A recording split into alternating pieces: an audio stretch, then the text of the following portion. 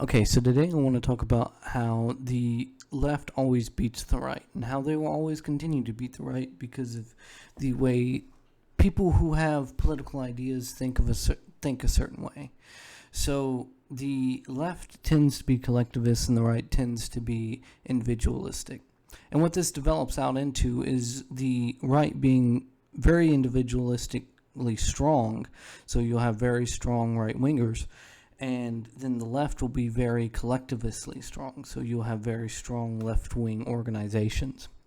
And the issue with this is the left wingers will have a scandal and they will close ranks and cover for each other. And we see this happen a lot with big politicians. A couple New York politicians come to mind, and a couple presidents also come to mind. Whereas the right wing, whenever they have a scandal, they tend to turn on each other very quickly and leave each other out to the cold. Now, this can really become a problem for the right whenever a false accusation comes up. They can still be canceled for a false accusation without the truth ever being known. And this will essentially ruin that politician's career or life for forever. This also happens sometimes with young men who go to colleges and get drunk with females, but that's a different note.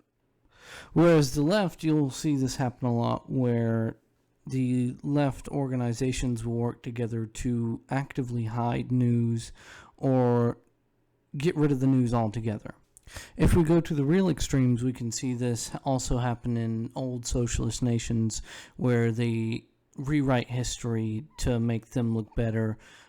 Stalin comes to mind with depersoning people from pictures, or President Z actually right now is rewriting history to make himself look better.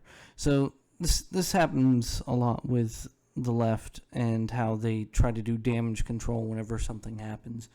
And this is why the left is typically stronger than the right, because we see with someone like Trump, who is actually very popular and strong, it was very easy for the left to get rid of a lot of his support.